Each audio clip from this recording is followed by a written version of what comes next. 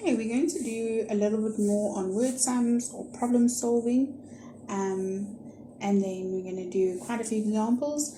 These are a few different ways of doing some of the word sums and some of the questions you might get. So it's important for you to practice this, practice the sums in this video and go through the video carefully, listen to it again and again if you need to practice until you understand. So we have many ways of talking about word sums. We can just say they are word sums, or they can be word problems or problem solving. They all mean exactly the same, and they all have an O, S, and an A.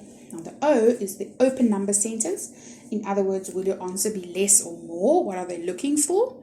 Your sum is where you will calculate, and remember, now that we've learned how to calculate vertically, you can work out your sum vertically, and then you will write an answer sentence. Now, this is where you write a full sentence to tell us what the answer is to the problem that they gave us.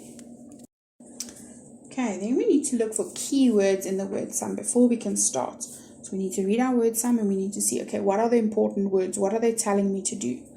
Now remember, there are many different words to describe different mathematical symbols. In other words, there's many ways to say plus, minus, times, and divide. So there's a whole little picture there with a lot of ways that explain different words that all mean plus, that all mean subtraction, multiplication, and division. Remember, we can also be looking for doubling and halving. Okay, so sometimes you get confused between just a normal number sentence and an open number sentence. Now, when we look at a number sentence, just a normal one, it's basically when the whole sum is written out. Now, I know the word sentence sounds a bit confusing, but in maths, the number sentence means we just write the whole sum out. So let's say, for example, the sum was 35 plus 24 equals 59. That is a number sentence. That's the whole sum written out. But when we ask for an open number sentence, it means that the number sentence is there, but we don't know what the answer is. So it won't look like a normal number sentence. It will have an X somewhere to show us that we don't know one of the parts of the sum, and we need to still work it out. Alright, so now that we've done some revision, let's have a look at how an open number sentence looks, especially when we're working with doubling. So we can say that O can be 34 times 2 equals X, or we can just say it's double 34. And you'll see, obviously, we're doing doubling whenever we times by 2. Remember, we have to write 34 times 2 equals X, or whatever the number is, times 2 equals X. Because when we write times 2, that is the formal or the correct way to write a doubling sum. Now remember, normally the words in the word sum that we'll be looking for to see if it is a doubling sum will be twice as much or double as much. If you see the word twice or double, you know it's a doubling sum. Now, it can be very easy to double 34 in your head. We can all do that. But in word sums, we need to do all the steps and show the calculation. We have to show how we get our answer, because you get a mark for each step that you do. So if we do the calculation for a doubling sum, we can say 34 with a little arrow. Remember, it's not equals. We break it up. So we say it's 30 and a 4. We double the 30, we double the 4 to get 60 and 8, and together they make 68. So you can see there are 3 steps for this sum. So just this one sum by itself is already 3 marks. So it's very important to show all your sums. So let's look at how an open number sentence can look for a different type of sum. So we could also have 34 divided by 2, or half of 34. So here you can see, whenever you see divided by 2, you know we are halving. Remember, it's important, we have to write whatever the number is divided by 2 equals X in order for us to have the correct way of writing a halving sum. And normally some of the words you will look for to see if it is a halving sum is the word half, or share, or groups of 2. And remember, it's easy for us to do halving in our heads if we have 34, but we must show all our steps so that we can get each mark for those steps that we're doing. So if we do a calculation for the halving sum, again, we say sum, and we say 34, we break it up into 30 plus 4, but then we half each number. So half of 30, half of 4. Half of 30 is 15, half of 4 is 2. When you put them back together, the answer is 17. And again, there are 3 steps in that one sum, so you will get 3 marks just for that sum. Now, you can also get a word sum that says the following. So, for example, Anne and her 2 friends each have 34 sweets. So we know that there's Anne and 2 friends. How many sweets do they have altogether? So this sum would look like this. We would say, 34 times 2, because that's the first part for her friends. And then we would add another 34 on for Anne. So we've got 2 friends, that's why we say 34 times 2. And then we've also got Anne, who also has sweets. So we have to add her on. And remember, there are 3 friends altogether. It's Anne plus 2 friends makes 3. And then you will do a double and a plus sum. But you first do the doubling and then you add that answer to 34. So our first part will be doubling because we have 34 times 2. So we say 30 plus 4 because we break it up, we decompose. Then we have 30 doubled is 60, 4 doubled is 8, so we have 68. So now that's the answer just for the first part, 34 times 2. But we still need to add Anne's sweets on. So we need to say vertically, we say 68 for the friends, plus the 34 for Anne gives us 102. So altogether, the 3 friends have 102 sweets. Right, so let's look at a different one, but that can be done in a different way. So the sum is exactly the same, the word sum. It's again Anne and her 2 friends each have 34 sweets. How many sweets do they have altogether? So we're looking at Anne and 2 friends, we have 3 people. Now, instead of putting a doubling sum in, we could just say 34 for Anne, plus another 34 for the first friend, and then plus another 34 for the second friend. So remember, there are 3 friends altogether, Anne and 2 more friends. So we say 34, 34, 34. And this way, you will need to do a vertical sum. So it's basically saying 34 plus 34 plus 34 under each other. And when you work it out, you will get 102 as well. So it will give you the same answer. Alright, so let's look at a different type of story sum example. So you can also have one that says the following. Mary has 12 dolls. Alice has 5 times as many dolls as Mary. How many dolls does Alice have? So your sum would look as follows. You can see the word times there, so it's giving us a clue as to what we must do. So we would have to say the open number sentence is 12 times 5 equals x. And then, even though you can work this out in your head easily, we still have to show a sum. Okay, we have to write the answer down and show that we worked it out, even though we just did it in our heads. We know that 12 times 5 is 60. But for our calculation by our sum, we'll just have to write 12 times 5 equals 60. And it's only with small little numbers like this, easy, quick sums in your head, that you can write the sum like that. But you can't just write 60, that'll be marked wrong. You have to show that 12 times 5 is 60 for a small little sum. Okay, then another type of story sum that you can get can say the following. There are 45 chairs.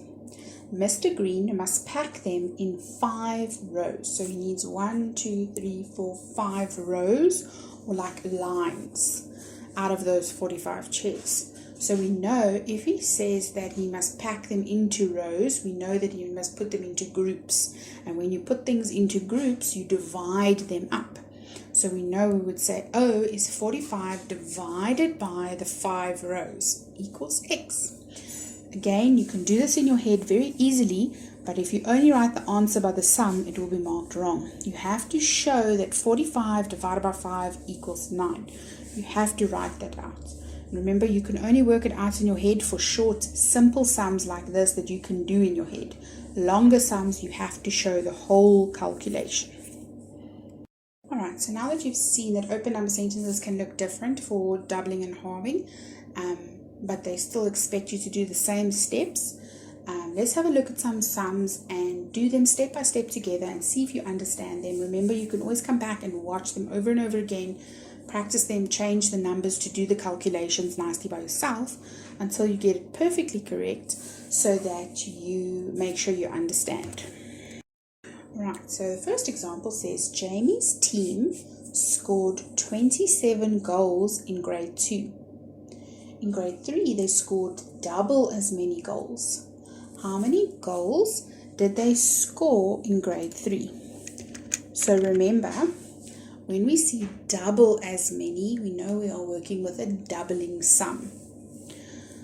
So what is our open number sentence going to look like? We're going to have to say the 27 that they scored in grade 2 times 2, the correct way to show doubling, equals x.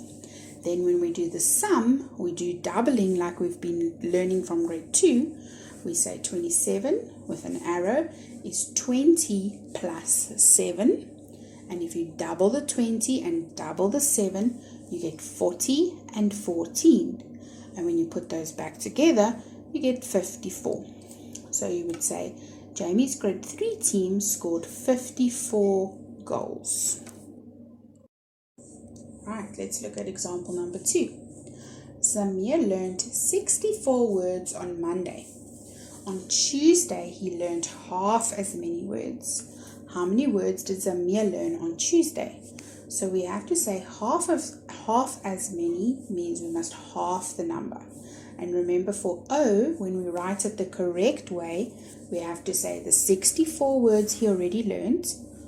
Half of that is dividing by 2 equals x. Then when we do our sum, we do a normal halving sum. We say 64 is made of a 60 and a 4. Half of 60 is 30, half of 4 is 2, so we've got 32 in total. And Zamir learned 32 words on Tuesday would be our answer sentence to answer the question. Our third example says Josh has 6 suckers. Mikhail has 5 times as many suckers. How many suckers does Mikhail have? Now when it says times or 5 times as many, you know that you must multiply, you must times the sums. So for the open number sentence, we're going to say 6 that Josh has times the 5 that Mikhail has equals x. And for the sum, remember, even though we can do it in our heads, we can't just write the answer because it will be wrong. We have to say 6 times 5 equals 30.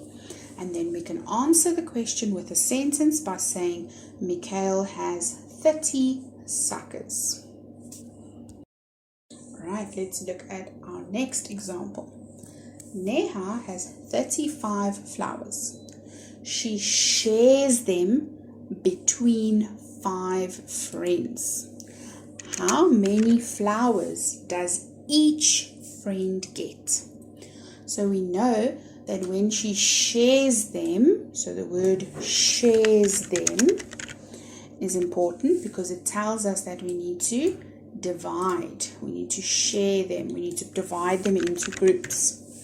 So our open number sentence will be the 35 flowers that she already has with her divided by the 5 friends that she's going to share them with.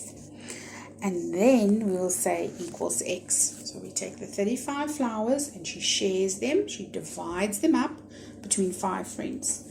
And then that is equal to x. When we're doing our sum, because we can do it in our head, we still have to show the calculation. So we still have to say 35 divided by 5 equals 7, even though we know the answer. And then we'll say each friend gets 7 flowers, because that's how we have worked it out. Right, and our last example says Keegan and his 2 friends each have 56 animal books. How many animal books do they have all together? So remember now we're looking at Keegan and 2 friends. So we've got 3 people. We've got Keegan and then another friend and another friend. So there's 3.